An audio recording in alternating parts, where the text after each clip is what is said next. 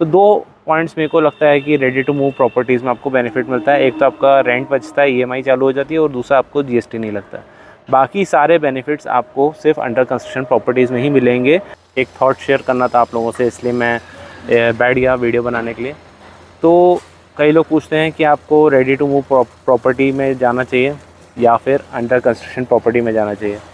मेरा मानना है, मेरा पर्सनली ये मानना है कि आपको अंडर कंस्ट्रक्शन प्रॉपर्टीज़ में ही जाना चाहिए, क्योंकि आपको इसमें काफ़ी बेनिफिट्स मिलते हैं। सबसे बड़ा बेनिफिट आपको मिलता है अंडर कंस्ट्रक्शन प्रॉपर्टीज़ में कि आप अपना फ्लोर पसंद करते हैं। कई लोगों को फर्स्ट, सेकंड, थर्ड फ्लोर पसंद होता है।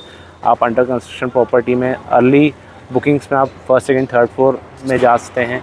कई लोगों को हाई राइज पसंद है। टॉप फ्लोर चाहिए हमें भैया, टॉप फ्लोर। हमें टॉप फ्लोर के अलावा कुछ नहीं चाहिए। जो मेट्रोस में रह चुके रहते हैं उनका सिर्फ और सिर्फ प्रेफरेंस टॉप फ्लोर होता है। तो टॉप फ्लोर भी चाहिए हो तो भी आपको अंडर कंस्ट्रक्शन प्रॉपर्टी में मिल जाएगा। सेकेंडली, आपको बैल्कनी का व्यू कौन सा चाहिए, या बैल्कनी में आपको कौन सा फेसिंग चाहिए, ईस्ट फेसिंग चाहिए, वेस्ट फेसिंग चाहिए। कई लोगों को रहता है कि हमें सुबह की धूप चाहिए तो ईस्ट फेसिंग प्रेफर करते हैं। कई लोगों को चाहिए हमें दिन की धूप, शाम की धूप चाहिए, वो लोग वेस्ट फेसिंग प्रेफर करते हैं। कई लोगों को चाहिए रहता है कि हमें सर्दियों में धूप चाहिए लेकिन गर्मियों में धूप नहीं चाहिए, उन लोगों के लिए साउथ फेसिंग होता है। ये भी कोई नहीं बताएगा आपको, मैं बता रहा हूँ। साउथ फेसिंग में आपको गर्मियों में धूप नहीं आती ज़्यादा और सर्दियों में अच्छी धूप आती है, तो साउथ फेसिंग बहुत अच्छा होता है। थर्डली, आपको अंडर कंस्ट्रक्शन प्रॉपर्टीज़ में बेनिफिट मिलता है रेट्स का। आपको लॉन्चिंग का रेट्स या प्री लॉन्च का रेट्स मिल जाता है, आपको प्रेफर्ड लोकेशन मिल जाती है।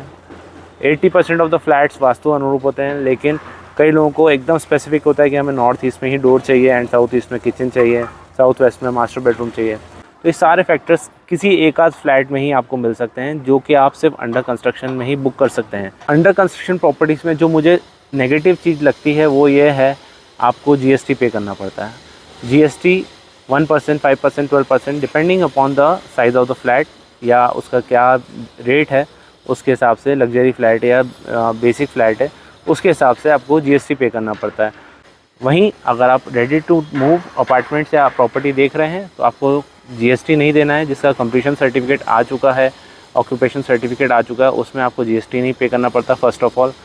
Second factor, ready to move property में अगर आप कहीं रेंट पे रह रहे हैं और आप लोन पे अपना घर ले रहे हैं, ईएमआई पे ले रहे हैं, तो आप रेंट स्टॉप करके वहीं अपना ईएमआई देना चालू कर सकते हैं अपना रेडी टू मूव अपार्टमेंट या प्रॉपर्टीज़ में।